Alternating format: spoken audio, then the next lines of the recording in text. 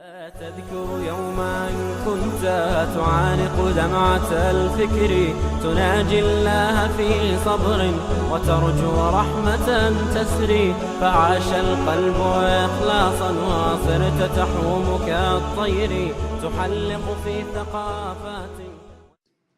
Do not delay nikah unnecessarily. Once nikah is ready, the two parties are happy, get that nikah done.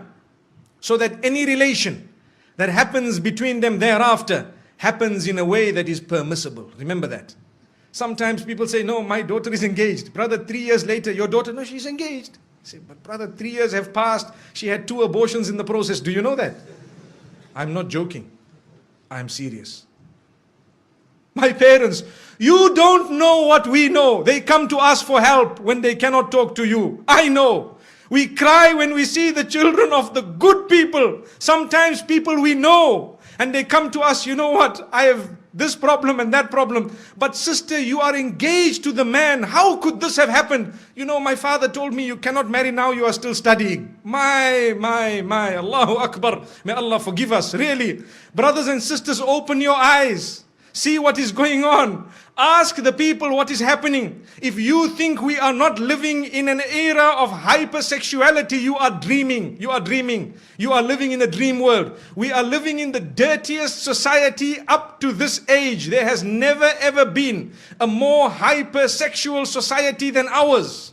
Believe me, everything out there is about sex. And I'm saying this because I have to fulfill my duty as a scholar of Islam, to explain to the people what is going on out there and how we are heading in the wrong direction because we are living with blinkers. We don't even know what's happening. Ask your children in the universities what's going on. If you have a good link with them, they will inform you. Ask them. Tell them what is happening, or ask what is happening in the malls or in the shopping centers or at the workplace. You know, you can be the best and the most pious.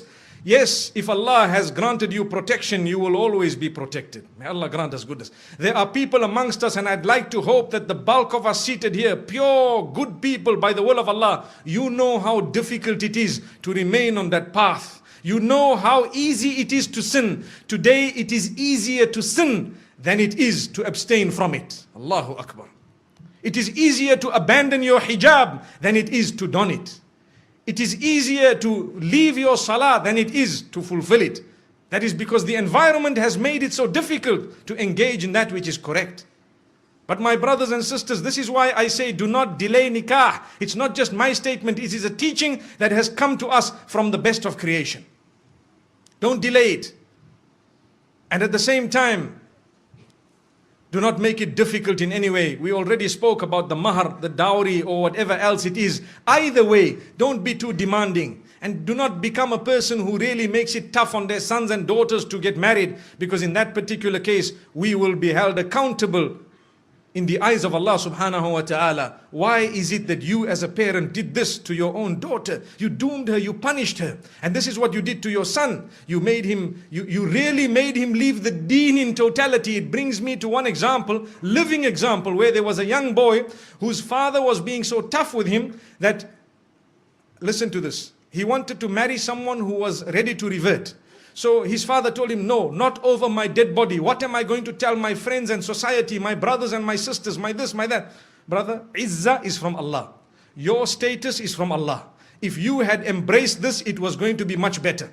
So you can explain to your friends and your family, look, you know, I tried my best, but today's society, you know, sometimes the children are doing their own thing and we have to try our best, saddidu wa qaribu, to make the most of what it is and to guide them as best as possible. And, you know, we will see how best they can manage. But instead of that, this father chose to say, over my dead body. So what did the son do? He asked for help from some of the scholars and so on. And sometimes there is a limited amount of help you could actually offer, because if a man is being stubborn, you cannot really win.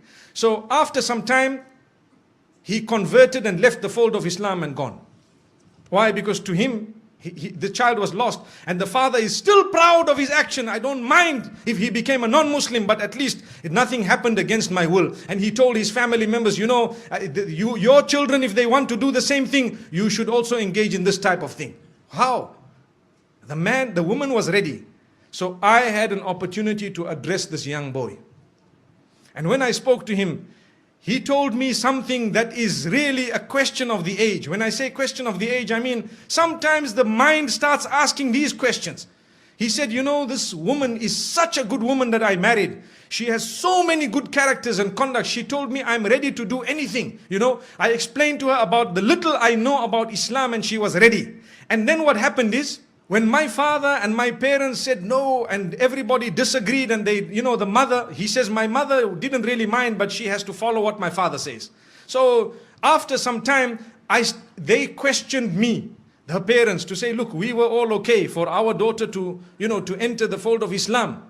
Now, if she is not going to enter the fold of Islam, then why don't you enter our faith? So he said, yeah, it makes sense. You see? He said, yeah, it makes sense. If they refuse, I will not refuse. You people are not refusing. So he says that is what made him turn. Now look at this. The young boys of today, this is the logic they are using. They will not tell you Islam is correct and Islam believes in all the previous messengers and Islam, Allah is one. Even the father perhaps doesn't read Salah correctly, but he was proud with his action. May Allah subhanahu wa ta'ala forgive that man. Really. We tried very hard, but to be honest with you, it is only Allah who can bring people back. And that's why I say it is foolish. Sometimes you might lose your child totally. Rather you lose them 20%.